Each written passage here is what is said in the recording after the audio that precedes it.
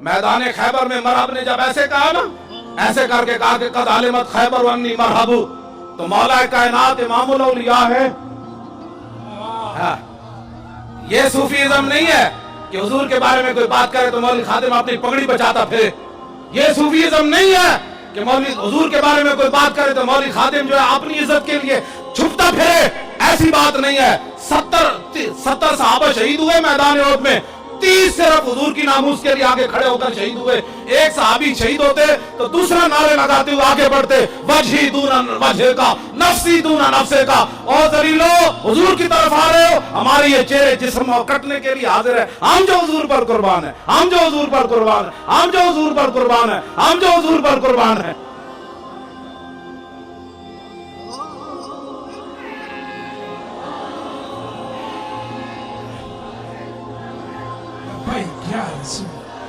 आवाम जोर से सीना ठोके हाथ उठाकर लब्बैक लब्बैक लब्बैक या रसूल अल्लाह, लब्बैक लब्बैक लब्बैक लब्बैक।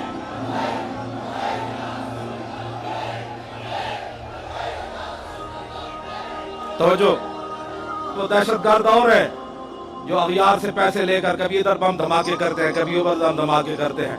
डॉक्टर साहब फरमाया करते हैं कि दहशतगर्द वो होता है जो बुर्का पहन कर आए।